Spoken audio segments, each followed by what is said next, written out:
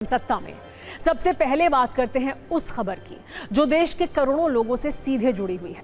सत्ता के भी बहुत सारे ऐसे न्यूज़ मित्र होंगे जिनके पास पेट्रोल या डीजल की कार होगी और उनके मन में एथेनॉल वाले पेट्रोल को लेकर कई ज्वलनशील सवाल होंगे। वो अपनी गाड़ी को लेकर चिंतित होंगे। E20 से होने वाले नुकसान को लेकर भी आप चिंतित होंगे। आज रायपुर के उपभोक्ता आयोग की ओर से E20 से जुड़ा एक ऐसा आदेश आया जिसमें कई गंभीर सवालों का सटीक जवाब है। इस मुद्दे पर गंभीर चर्चा, गंभीर बहस के बीच आज एक बड़ा फैसला आया जिसके बाद सरकार के दावों और सफाई पर सवाल उठने लगे हैं। आज हम इस पर चर्चा करेंगे कि एथेनॉल से कैसे एक गाड़ी खटारा बन गई। अगर आपके पास E10 गाड़ी है तो यह खबर आपको चौंका देगी। उपभोक्ता आयोग ने E20 विवाद पर पहला फैसला दिया है। वो क्या है? फ्यूल टैंक के अंदर कैसे एथेनॉल वाला भूचाल आ गया है? एक बड़ी बात यह भी है कि उपभोक्ता आयोग ने क्यों कहा ग्राहक को नई कार दीजिए। ज्वलनशील सवाल यह भी है कि एथेनॉल से गाड़ी खराब होती है या नहीं होती है। एक और बड़ा सवाल, सिर्फ 17 महीने पुरानी एक कार कैसे बेकार हो गई। ऐसे सवालों की जड़ में है वो फैसला जो ग्राहक के हित में उपभोक्ता आयोग की तरफ से दिया गया है। इसे भी आइए जानते हैं। रायपुर के कंज्यूमर कोर्ट ने E20 पेट्रोल पर आज एक बड़ा आदेश दिया। Raipur district consumer dispute redressal commission ने E20 पेट्रोल से गाड़ी खराब होने के मामले में अपना आदेश दिया। सख्त निर्देश के साथ ये कहा कि कार कंपनी को ग्राहक को नई कार देनी होगी या पूरे पैसे लौटाने होंगे। ग्राहक को उसी मॉडल की नई E20 कंपैटिबल कार देनी होगी। समय सीमा भी निर्धारित की गई है। ये कहा गया है कि 45 दिनों के भीतर ग्राहक को नई कार देनी होगी। ऐसा नहीं करने पर गाड़ी की पूरी कीमत, RTO, बीमा खर्च भी देना होगा। इतना ही नहीं, आदेश की तारीख से भुगतान के दिन तक 7% की दर से सालाना ब्याज भी देना पड़ेगा। इसके अलावा ग्राहक को हुई दिमागी परेशानी के लिए 1 लाख रुपए का जुर्माना देना होगा। कानूनी प्रक्रिया खर्च के हिसाब के रूप में 10,000 रुपए अलग से देने होंगे। अदालत ने खराब सर्विस को लेकर कंपनी और डीलर दोनों को जिम्मेदार माना है। ये फैसला एक ऐसे वक्त में आया है जब सरकार और सरकार के एक्सपर्ट पैनल ये मानने को तैयार नहीं है कि E20 पेट्रोल से गाड़ियां खराब हो रही हैं। माइलेज कम होने की बात मानी जा रही है, लेकिन गाड़ी खराब होने पर आधिकारिक रूप से कोई प्रतिक्रिया नहीं आई है। ऐसे में ये फैसला एक नजीर है। आगे के वक्त में ये मील का पत्थर साबित हो सकता है। आपको इस फैसले की पूरी इनसाइड स्टोरी भी लेकिन आइए बता देते हैं। ये पूरा मामला रायपुर के जाने माने किडनी रोग विशेषज्ञ डॉक्टर प्रेम राज देवता से जुड़ा है। सिलसिलेवार ढंग से पूरी कहानी भी जान लीजिए। रायपुर के डॉक्टर ने शिकायत की थी कि जनवरी 2023 में खरीदी गई उनकी कार में पहली बार गड़बड़ी सामने आई थी। ये कहा गया है कि grand Vitara car E20 compatible नहीं थी। पेट्रोल की वजह से इंजन में गड़बड़ी देखी गई। माइलेज भी कम हुआ। ग्रैंड विटारा कार बार बार बंद होने लगी थी। इस शिकायत के बाद जांच भी की गई। लैब टेस्ट में E20 पेट्रोल फेल साबित हुआ। पेट्रोल को इंजन के लिए ठीक नहीं माना गया। बड़ी बात यह है कि लैब की रिपोर्ट को आयोग ने अहम सबूत माना, जिसके बाद फैसला सुनाया। इस पूरे प्रकरण का सबसे अहम पक्ष ये भी है कि कंपनी की गलती की वजह से ग्राहक को भारी परेशानी हुई। कस्टमर ने कई बार पेट्रोल बदला, फ्यूल टैंक की सफाई भी कई बार करानी पड़ी, सर्विस सेंटर के लगातार चक्कर लगाए। बड़ी बात यह है कि सर्विसिंग के बाद भी समस्या दूर नहीं हुई। तब जाकर उपभोक्ता को कोर्ट में शिकायत करनी पड़ी। ये फैसला आया। उसके बाद इस पूरी स्टोरी में कंपनी का झूठ भी सामने आया। शिकायतकर्ता की ओर से यह आरोप लगाया गया है कि पहले डीलर ने बताया था कि कार दिसंबर 2023 की थी। बाद में पता चला ये कार जनवरी 2023 में बनी थी। यहीं पर आरोप यह भी है कि E20 वाला दावा कर E10 कार बेची गई थी। शिकायतकर्ता ने यह भी बताया कि वो प्रत्येक दिन 150 से 200 किलोमीटर तक कार से सफर करते थे। इसी वजह से हाइब्रिड कार चुनी थी। इसकी पूरी इनसाइड स्टोरी बहुत चौंकाने वाली है। कहानी शुरू होती है जून 2024 से, जब शिकायतकर्ता ने grand Vitara strong hybrid Zeta plus variant car खरीदी थी। इसके 5 महीने के बाद 11 नवंबर 2024 को अचानक कार में तकनीकी खराबी आई। ऐसा कहा गया है कि कार के डैशबोर्ड पर इंजन मैलफंक्शन का साइन दिखा था, मतलब इंजन में खराबी के संकेत मिले थे। इसके बाद कंपनी की डीलरशिप में शिकायत की गई। कंपनी ने पहली बार तो ये जवाब दिया कि कार में मिलावटी पेट्रोल डाला गया होगा, इस वजह से खराबी आई है। लंबी प्रक्रिया के बाद जांच हुई, जिसमें यह पाया गया कि गाड़ी से निकाले गए फ्यूल में नीचे की तरफ एक तरल पदार्थ जमा था। लेकिन कंपनी ये मानने को तैयार नहीं थी कि एथेनॉल की वजह से इंजन खराब हुआ है। इसके बाद डीलरशिप के कर्मचारियों के सामने पेट्रोल भरवाया गया। टेस्ट के दौरान गाड़ी 10 किलोमीटर भी नहीं चल पाई। कार हाइब्रिड मैल फंक्शन का साइन दिखाकर बंद हो रही थी। ये कहानी खुद शिकायतकर्ता ने बताई। अदालत तक इस मामले को सबूतों के साथ पहुंचाया गया, तब जाकर यह फैसला सामने आया। E20 के ऊपर मैंने कुछ नहीं किया था, मेरा इंडिविजुअलाइज्ड केस है। मेरा जो केस है ये जून 2024 में गाड़ी ख़रीदा था, तो ये जून 2024 में ख़रीदा मैं। उसके बाद नवंबर 11 को ये प्रॉब्लम आया। जैसे ही पेट्रोल गाड़ी से निकाले तो वर्कशॉप में वहाँ पे तरल पदार्थ पेट्रोल ऊपर रह गया और तरल पदार्थ नीचे रह गया, ऐसे बोतल में दिखाई दिया। उसके बाद मिलावटी पेट्रोल बताया गया ये मुझे शोरूम की तरफ से, इसीलिए मैंने वो तथ्य के आधार पर मैं जियो में कंप्लेंट लिखवाया। लेकिन जियो की तरफ से ये मेल प्राप्त हुई कि बाकी वाहनों में ऐसे कुछ दिक्कत नहीं आई है और बहुत सारे वाहनों में उस दिन पेट्रोल भरवाया गया है, तो आपका केस हो सकता है गाड़ी में कुछ प्रॉब्लम हो, तो पेट्रोल में कोई प्रॉब्लम है नहीं है। तो उसके बाद 3-4 बार गाड़ी को पेट्रोल टैंक को साफ करने के बावजूद भी ये बार बार ये समस्या दिखाई दी। कभी 60-70 किलोमीटर, 100 किलोमीटर, 150 किलोमीटर ऐसे चलता रहा गाड़ी, लेकिन बीच बीच में ऐसे ही गाड़ी बंद होता रहा। फाइनली उनके साथ एक मीटिंग भी हुआ था कि मुझे नया गाड़ी या तो दे दें, क्योंकि स्थायी समाधान नहीं हो रहा था। एक नया गाड़ी दे दें या तो उसका जो रिफंड वैल्यू है वो दे दें, लेकिन ये भी कंपनी की तरफ से और शोरूम की तरफ से बिल्कुल ही मना कर दिया गया। तो मैं एट लास्ट मार्च 29, 2025 को शोरूम में गाड़ी छोड़ दिया और उसके बाद विवश होकर मैं उपभोक्ता आयोग में अपना केस दर्ज करवाया। इस फैसले के बाद E20 विवाद से चिंतित बहुत सारे लोगों को 2 हफ्ते पहले हुई सरकार की ओर से चुने गए एक्सपर्ट की प्रेस कॉन्फ्रेंस याद आई। आपको भी याद होगा कैसे प्रेस कॉन्फ्रेंस में एक्सपर्ट ये दावा कर रहे थे कि थोड़ा बहुत माइलेज कम हो सकता है, लेकिन गाड़ी किसी भी कीमत पर खराब नहीं होगी। उन दावों पर उपभोक्ता आयोग का आज का फैसला हथौड़े की तरह पड़ा है। आज पूरे देश में उपभोक्ता आयोग के फैसले की चर्चा हो रही है। आपको बता दें कि इस तरह के केस अब और सामने आएंगे, क्योंकि E10 गाड़ियों पर जो टिप्पणी है वो बहुत गंभीर है। आज के फैसले की पूरी कहानी आइए आपको हमने बता दी है। अब जरा सरकार के एक्सपर्ट कमेंट पर भी ध्यान दीजिए और समझिए कि ये हो क्या रहा है।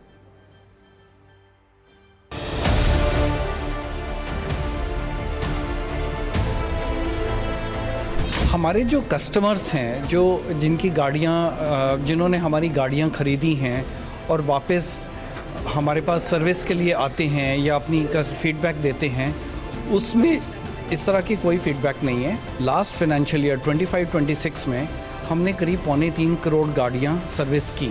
उसमें से करीब 1.5 करोड़ गाड़ियाँ ऐसी थीं जो 2023 से पहले मेड एंड सोल्ड थीं या 3 साल पुरानी गाड़ियां हैं। इन 1.5 करोड़ गाड़ियों में हमें ऐसी कोई प्रॉब्लम नहीं नज़र आई जो कि हम E20 फ्यूल की यूजेज की वजह से हम एट्रीब्यूट कर सकें कि उसकी वजह से कोई ख़ास इशू है। माइलेज का ये नोन फैक्ट है कि इथेनॉल में कैलोरीफिक वैल्यू थोड़ी सी कम है, लेकिन इससे कितना असर पड़ता है वो थोड़ा सा हमें आइडिया ले लेना चाहिए। अगर हम E10 से E20 की बात करें तो जो उसकी वजह से माइलेज में डिफरेंस आता है, जो कैलोरीफिक वैल्यू रिडक्शन की वजह से, वो जस्ट करीब 3, 3.25, 3.5% के रेंज में होता है। ये भी सामने आ रहा है कि जो पेट्रोल टंकी है उसमें E20 फ्यूल की वजह से नमी आ जाती है और उस नमी की वजह से पूरी गाड़ी के जो पार्ट्स हैं वो ख़राब हो रहे हैं। क्या ये सच है या सिर्फ मिथ है? इथेनॉल हाइग्रोस्कोपिक है, थोड़ा सा मॉइस्चर अब्जॉर्ब करता है, लेकिन मारुति सुजुकी की गाड़ियों में ऐसा कोई नहीं है, चाहे हम फ्यूल टैंक की बात करें, फ्यूल सर्किट की बात करें या लास्ट में इंजन की बात करें। उपभोक्ता आयोग के फैसले पर मारुति सुजुकी ने प्रतिक्रिया दी है, जिसमें कहा गया है कि ये कार पूरी तरह से E20 ईंधन से चलने के काबिल थी और कार के मैनुअल में भी ये बात लिखी हुई है। गाड़ी से निकाले गए ईंधन की जांच में मिलावट की बात सामने आई है। कोर्ट के इस आदेश में कई जरूरी तथ्यों और सच्चाइयों को भी शामिल नहीं किया गया है। मारुति सुजुकी कानून के तहत इस आदेश को चुनौती देने के लिए ऊपरी अदालत में अपील करेगी। आपको बता दें कि E20 वाले वायरल सवालों पर सरकार ने बड़े बड़े दावे किए थे, लेकिन रायपुर के उपभोक्ता आयोग के एक फैसले ने इन दावों की धज्जियां उड़ा दी। हालांकि मारुति सुजुकी ने इस फैसले के खिलाफ ऊपरी अदालत में जाने की बात कही है, लेकिन सबसे बड़ा सवाल यह है कि उन लोगों का क्या होगा जिनके पास E10 गाड़ियां हैं। अनुमानित आंकड़े के अनुसार भारत में 12 करोड़ से ज्यादा E10 गाड़ियां मौजूद हैं। यह संख्या उन गाड़ियों की है जो वर्ष 2012 से 2023 मार्च तक की खरीदी गई हैं। अगर अगली खबर का रुख करते हैं। अगर रामचंद्र एक शादी करता है तो रहीम से भी एक ही शादी की अपेक्षा की जा सकती है। ये बयान मध्य प्रदेश के मुख्यमंत्री मोहन यादव का है और संदर्भ यूसीसी का है। एमपी सरकार अगले कुछ दिनों में राज्य में यूनिफॉर्म सिविल कोड लागू करने वाली है। अगले कुछ दिनों में इस बिल को एमपी कैबिनेट में पेश किया जाएगा और इसी महीने विधानसभा से पास कराकर कानून लागू कर दिया जाएगा, जिसे लागू करने से पहले मुख्यमंत्री मोहन यादव ने बयान दिया, जिस पर आज राजनीतिक तनाव काफी बढ़ गया है। कांग्रेस इसके विरोध में है। इस पर बयानों के बाण भी चलाए जा रहे हैं। हम उस पर एक रिएक्शन रील भी देखेंगे, लेकिन पहले मोहन यादव का पूरा बयान सुनते हैं। हमारे राज्य के अंदर भी अभी विधान अलग अलग है। हिंदू अगर एक विवाह करेगा तो अपना उसका नियम अलग, उसकी वसीयत, उसके कानून कायदे अलग, लेकिन कोई मुस्लिम भाई अगर विवाह करेगा तो उसका धर्म के हिसाब से कानून अलग। अरे भाई एक देश है, अलग अलग कानून क्यों होना चाहिए? अगर रामचंद्र एक शादी करता है तो रहीम से भी एक ही शादी की अपेक्षा की जा सकती है। मुस्लिम बहनें भी हमारी बहनें, उनके जीवन में भी तो कष्ट आएगा, उनको क्यों अलग कर सकते हैं? हमारे देश के अंदर आज के इस दौर के अंदर हमने ये इस भाव को रखा है। 3 महीने पहले 27 अप्रैल को एमपी सरकार ने यूसीसी लागू करने के लिए एक कमेटी बनाई थी। दावा है कि इस कमेटी ने नागरिकों, सामाजिक संगठनों और धार्मिक प्रतिनिधियों से सुझाव मांगे। इस कमेटी के पास 10 लाख लोगों के सुझाव मौजूद हैं। इन्हीं सुझावों के आधार पर यूसीसी का मसौदा तैयार किया जा रहा है। हालांकि इस बिल में अभी क्या होगा ये साफ नहीं है, लेकिन मोहन यादव के बयान से संकेत मिल रहे हैं कि बहुविवाह पर रोक लग सकती है। कांग्रेस इससे खुश नहीं है। वो ये कह रही है कि समाज को बांटने वाले नियम नहीं बनने चाहिए।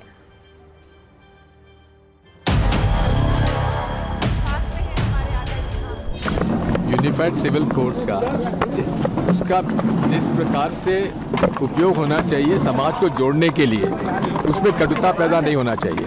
यूसीसी आज के लिए, वर्तमान और भविष्य के लिए बहुत आवश्यक है। एक रूपता, कानून की एक रूपता हो, इस देश में रहने वाला हर एक व्यक्ति समान रूप से अपने अधिकारों का पालन कर सके, और उसके लिए बहुत ज़रूरी है कि यूसीसी हो। यूसीसी को हटाने का मतलब यह है कि सेकुलर, कि धर्मनिरपेक्ष मूल्य ही सरकार को इस्तेमाल करने चाहिए, और अगर धर्मनिरपेक्ष मूल्य ही इस्तेमाल करने चाहिए तो फिर आप सेकुलरिज्म के कैसे खिलाफ? आप तो कहते हैं हम सेकुलरिज्म के खिलाफ हैं, आपकी पार्टी तो कहती है कि प्रीएम्बल से सेकुलरिज्म शब्द हटा दीजिए, तो यूसीसी फिर किस बेसिस पर है? एक देश में एक ही कानून चल सकता है, एक ही संविधान चल सकता है। बाबा साहब अम्बेडकर का संविधान, वो मुस्लिम हो, जो हिंदू हो, सबके लिए एक जैसे होने चाहिए। यूसीसी लाने पर सबसे ज़्यादा लाभ मुसलमान बहनों को मिलने वाला है। राजनीतिक मतभेद के अलावा धर्मगुरु भी यूसीसी पर बटे हुए हैं। मुस्लिम स्कॉलर और मौलाना इसका विरोध कर रहे हैं, तो हिंदू धर्मगुरु यूसीसी के समर्थन में हैं। वो ये कह रहे हैं कि सबके लिए एक जैसा कानून होना चाहिए।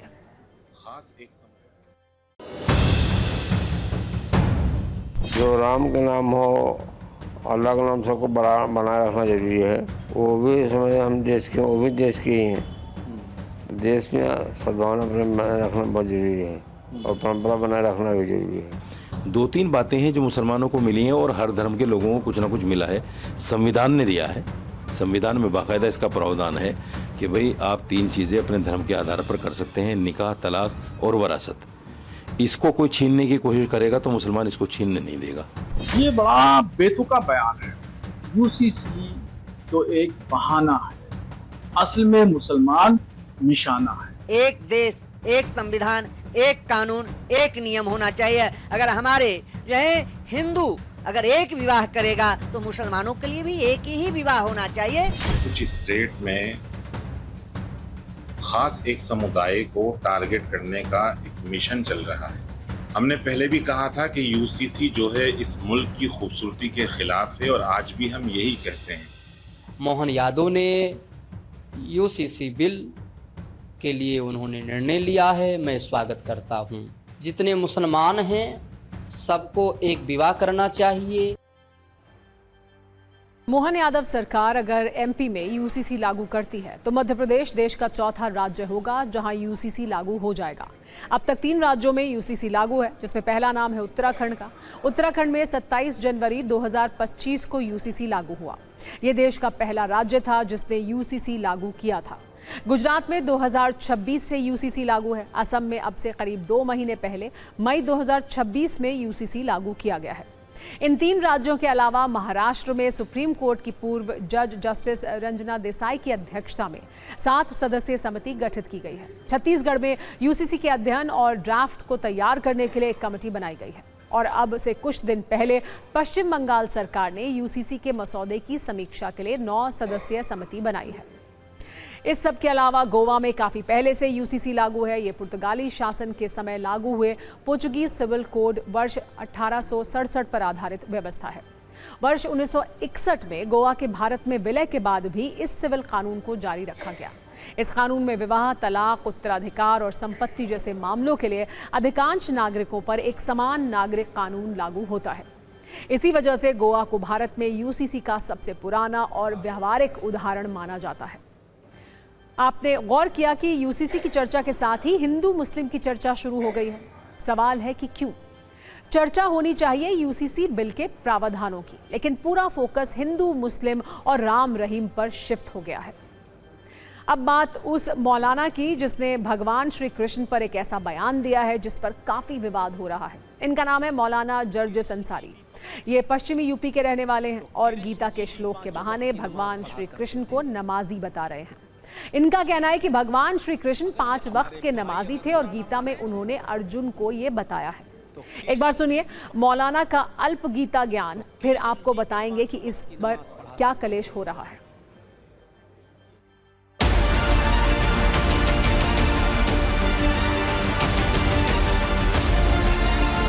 हमारे भाई अगर बुरा ना माने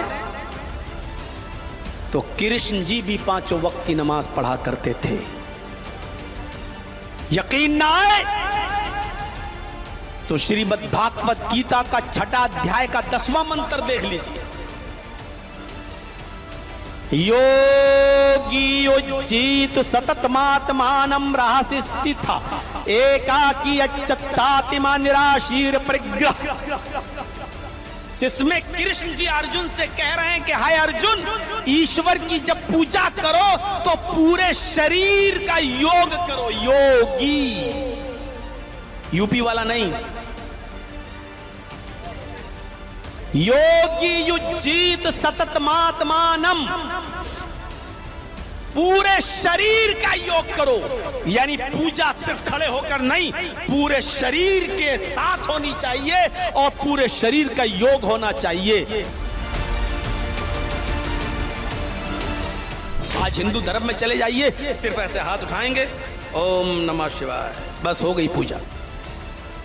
ये हिंदू मुस्लिम अगर ये अपनी किताबें पढ़ लें, योगी जी बड़े भक्त बनते हैं राम के, अगर अपनी किताबें पढ़ लें, अपनी किताबें, तो यकीन मानिए इस्लाम से मोहब्बत करने लगेंगे, क्योंकि इस्लाम ये मुसलमानों का धर्म है ही नहीं, सिर्फ ये उनका भी धर्म है।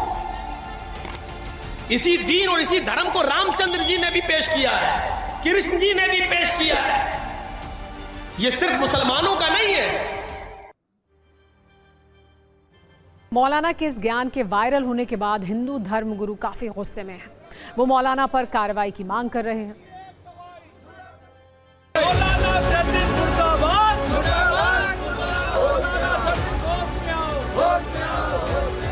मौलाना जर्जिस जैसे लोगों को पता नहीं क्यों उनका गाल कई बार लाल हो चुका, लेकिन शर्म नहीं आती। इतनी विभत्स और बेहूदी बातें करने से भी ये बाज नहीं आते। लगता है इनका कुछ और इंतजाम करना पड़ेगा, शासन प्रशासन और लॉ एनफोर्समेंट एजेंसीज को। ये जिस तरह से लगातार हिंदू आस्था विश्वास के साथ आघात कर रहे हैं, ये ठीक नहीं है। अगर इनके किसी के बारे में कोई कुछ कह दे तो सरपंच की गैंग खड़ी हो जाती है। और हमारे आराध्य देवों के बारे में इस तरह की बेहुदा टिप्पणियां करोगे ये अस्वीकार्य है, इन पर कार्रवाई होनी चाहिए। इन्होंने बयान दिया है अपनी तकलीफ में प्रभु कृष्ण हमारे। मूर्खों की बात पर कोई भी टीका टिप्पणी नहीं करनी चाहिए। अब जैसे जैसे चुनाव आते जाएंगे, भारतीय जनता पार्टी के समर्थक, चाहे वो पोंगा पंडित हों और वो चाहे इस तरीके के मौलाना हो कट्टरपंथी, इस तरीके की बात करके माहौल को विषाक्त करने की कोशिश करेंगे। ऐसे लोगों के ऊपर तो कठोरता से कार्रवाई होनी चाहिए। मौलाना के ज्ञान नहीं है, मौलाना केवल अपना वाहवाही करने में अधिक बात बोल गए। अब इन लोगों को बात छोड़िए, ये जो कह रहे हैं मौलाना साहब, इनके बात के कोई महत्व नहीं है। कृष्ण क्या थे? वो तो सर्वव्यापी थे। तो ये बात पर उन लोगों को बोलना ही नहीं चाहिए। अब बोलते हैं तो चलिए कि प्रचार खातिर किए। अगर ये कार्रवाई नहीं होती है तो हम योगी जी के आवाज कूच करेंगे। कल अगर कार्रवाई नहीं हुई तो हम अखिलेश यादव के आवाज कूच करेंगे। सनातन का अपमान पर अगर दोनों जने चुप रहेंगे तो कौन लड़ेगा?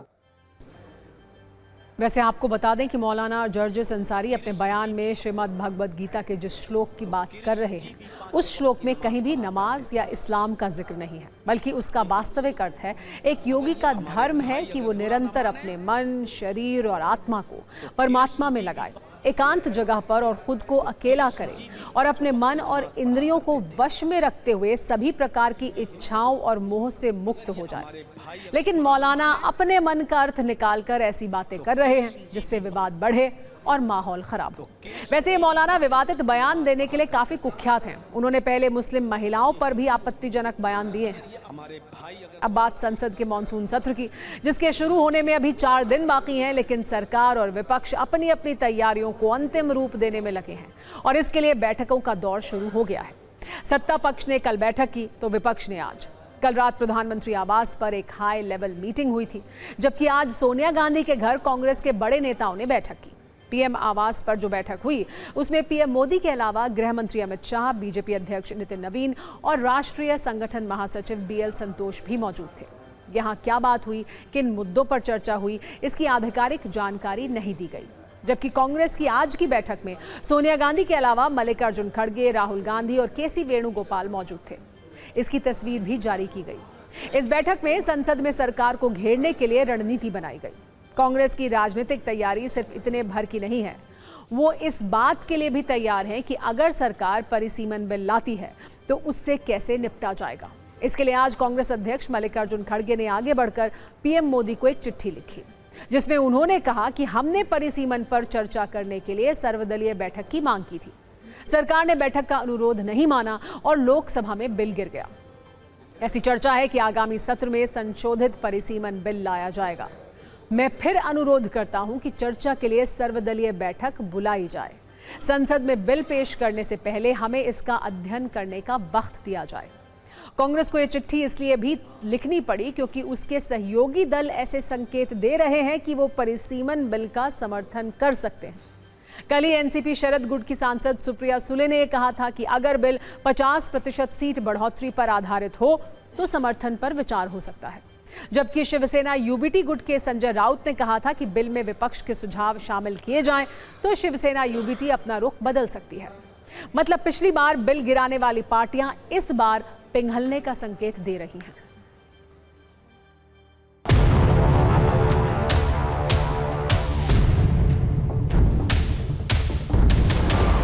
17 अप्रैल के बाद गृह मंत्री ने 1-2 विपक्ष पार्टियों को तोड़ा है। ये संविधान का अपमान है। ये चालाकी से 2/3 बहुमत पाने में ढूंढने में लगे हुए हैं। ये एक कलंकित 2/3 बहुमत होगा। हालांकि इनको 2/3 बहुमत लोकसभा में मिलने की कोई गुंजाइश नहीं है। हम परिसीमन विधेयक का पूरा विरोध करेंगे, करते रहेंगे। लेकिन जिस तरीके से कांग्रेस का आज बयान आ रहा है तो वो सदन नहीं चलने देना चाहते। हर बार सदन में जहाँ पे डिस्कशन या डिबेट हो वहाँ डिस्ट्रप्शन करते हैं। मौजूदा लोकसभा के संख्या में 1/3 महिलाओं को आरक्षण नारी शक्ति वंदन अधिनियम 2023 में प्रावधान किया गया है। तो वो महिला आरक्षण का प्रावधान कीजिए। हम आपका पूरा समर्थन देंगे। पर महिला आरक्षण के नाम पर खतरनाक परिसीमन विधेयक लाया गया। विपक्ष को सद्बुद्धि दे और नारी का जो महिला का जो अधिकार प्रधानमंत्री देना चाहते हैं उसको देने के लिए उनकी सकारात्मक भूमिका हो। परिसीमन के अलावा कांग्रेस ने एक और लिस्ट तैयार कर ली है। ये वो लिस्ट है जिसमें लिखे मुद्दे संसद में सरकार को परेशान कर सकते हैं। कांग्रेस मॉनसून सत्र में राम मंदिर चढ़ावा चोरी पर सरकार को घेरेगी। Ethanol mix petrol, paper leak और शिक्षा व्यवस्था से जुड़ी अनियमितताएं, राजनीतिक दलों को तोड़ने की कोशिश, भ्रष्टाचार और महंगाई पर सरकार को घेरा जाएगा।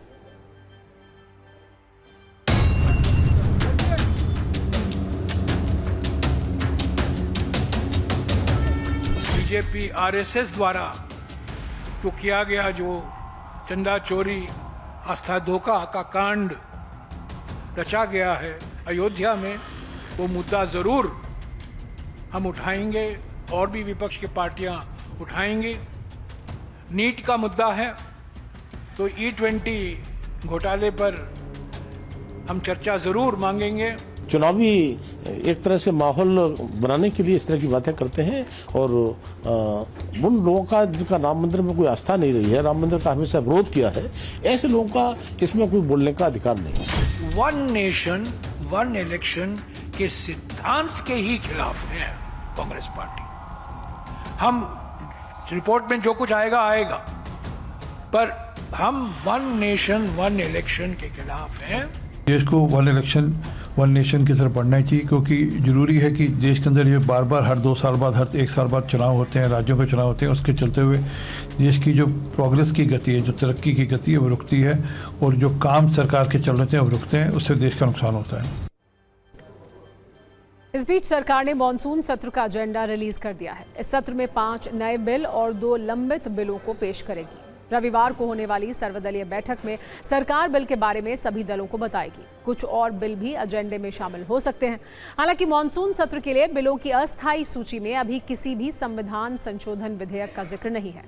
पहले पेश किए गए विधेयकों के अलावा 5 नए महत्वपूर्ण विधेयक शामिल हैं। सत्ता में आगे बढ़ते हैं और हाइड्रोजन ट्रेन वाला शुभ समाचार भी आपको बताते हैं। प्रधानमंत्री नरेंद्र मोदी कल देश की पहली हाइड्रोजन ट्रेन को हरी झंडी दिखाएंगे। ये ट्रेन हरियाणा के जिंद रेलवे स्टेशन से सोनीपत के बीच चलेगी। इसका नाम नमो ग्रीन रेल है। खास बात यह है कि ये ट्रेन बिना डीजल और बिना बिजली के चलेगी, यानी भारतीय रेल अब धुएं और प्रदूषण के दौर से निकलकर पूरी तरह ग्रीन होने की तरफ बढ़ रही है। इसके साथ ही भारत उन कुछ देशों की लिस्ट में शामिल हो गया जिनके पास हाइड्रोजन ट्रेन की तकनीक है। इस सूची में भारत से पहले सिर्फ अमेरिका, जर्मनी और चीन जैसे देश शामिल हैं, जहां ग्रीन एनर्जी को ध्यान में रखकर पहले से इस तरह की ट्रेन चल रही है।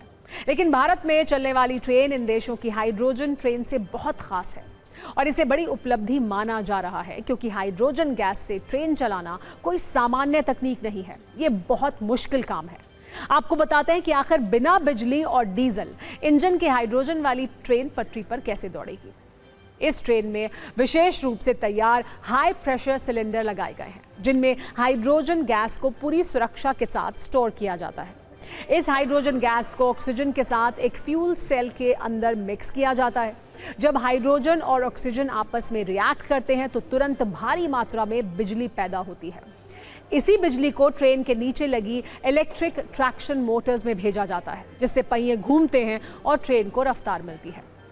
इस ट्रेन में एडवांस्ड लिथियम आयन बैटरी भी लगाई गई है। एक्स्ट्रा बिजली इस बैटरी में स्टोर होती है, जो चढ़ाई के वक्त या ट्रेन की शुरुआती रफ्तार के समय इंजन को एक्स्ट्रा पावर देती है। इस पूरी प्रक्रिया में एक बूंद डीजल नहीं चलता, ना ही जहरीला धुआं निकलता है, सिर्फ शुद्ध पानी की भाप बाहर निकलती है। इसके लिए जिंद में ही 1 मेगावाट का ग्रीन हाइड्रोजन प्लांट बनाया गया है, जो पानी को तोड़कर शुद्ध ग्रीन हाइड्रोजन बनाएगा। यहाँ 3000 किलो हाइड्रोजन स्टोर करने की क्षमता है। ये ट्रेन अपने साथ 27 सिलेंडरों में कुल 440 किलोग्राम कंप्रेस्ड हाइड्रोजन गैस लेकर चलेगी। इस बार पूरा टैंक भरने पर यह ट्रेन लगभग 250 किलोमीटर तक का सफर तय कर सकती है। हाइड्रोजन गैस बहुत ज्वलनशील होती है, इसलिए पूरी ट्रेन और रिफिलिंग स्टेशन पर विशेष हाइड्रोजन लीक डिटेक्टर्स और फ्लेम डिटेक्टर्स लगाए गए हैं। दूसरे देशों में आमतौर पर ऐसी हाइड्रोजन ट्रेनों में 2 से 4 डिब्बे ही होते हैं और वो नैरो गेज की पटरी पर चलते हैं। लेकिन भारत की स्वदेशी हाइड्रोजन ट्रेन की ताकत, क्षमता और फीचर्स इनसे कहीं बेहतर हैं। इस ट्रेन को रफ्तार देने के लिए आगे और पीछे दो बेहद शक्तिशाली पावर कार यानी इंजन लगाए गए हैं जो 1200 हॉर्स पावर की ताकत पैदा करते हैं। ये ट्रेन 2400 किलोवाट की कुल बिजली जनरेट करती है। अगर यात्री क्षमता की बात करें तो इसमें 8 पैसेंजर कोच जोड़े गए हैं जिनमें 628 सीटें हैं और 2600 यात्री आराम से सफर कर सकते हैं। ये ट्रेन हरियाणा के जिंद से सोनीपत के बीच लगभग 90 किलोमीटर की दूरी तय करेगी। इस दूरी को तय करने में करीब 2 घंटे का वक्त लगेगा। ट्रायल के दौरान ट्रेन की अधिकतम गति 120 किलोमीटर प्रति घंटा रही, लेकिन संचालन के लिए इसकी गति 75 किलोमीटर प्रति घंटा तय की गई है। देश की पहली हाइड्रोजन ट्रेन हरियाणा से शुरू हो रही है, लेकिन भविष्य में इसका इस्तेमाल पहाड़ी इलाकों में किए जाने की योजना है। भारतीय रेल के हाइड्रोजन फॉर हेरिटेज प्रोजेक्ट के तहत पहाड़ी रेल रास्तों को प्रदूषण मुक्त बनाने की योजना है। इस प्रोजेक्ट के तहत कालका शिमला रूट पर कुल 35 हाइड्रोजन ट्रेनें चलाने की योजना बनाई गई है। शिमला और कालका के बीच 96 किलोमीटर लंबा ट्रैक यूनेस्को की विश्व धरोहर सूची में शामिल है। इस रूट पर वर्तमान में चलने वाली डीजल टॉय ट्रेनों को धीरे धीरे हाइड्रोजन ट्रेनों से बदला जा रहा है। कालका शिमला के अलावा इस प्रोजेक्ट के अगले चरण में माथेरान हिल रेलवे, दार्जिलिंग हिमालयन रेलवे और नीलगिरी माउंटेन रेलवे जैसे प्रसिद्ध पहाड़ी रास्तों को भी शामिल किया गया है। Hydrogen train, there are only 4 countries in the world which have been able to develop a hydrogen train, and most of the countries have developed trains with the capacity of about 500-600 horsepower. We in India decided to take that as a challenge, and we have developed successfully, using our own engineers, using our own talent, a hydrogen train which is 1200 horsepower. At this point of time, the highest capacity हूटे बज चुका है, यानी सत्ता में आज का वक्त खत्म हो गया है। कल शाम 7 बजे आपसे एक बार फिर मुलाकात होगी। तब तक सभी न्यूज़ मित्रों से मेरी गुजारिश है कि वो सत्ता की न्यूज़ रील्स को ज़्यादा से ज़्यादा शेयर करें और फिलहाल मुझे दें इजाज़त।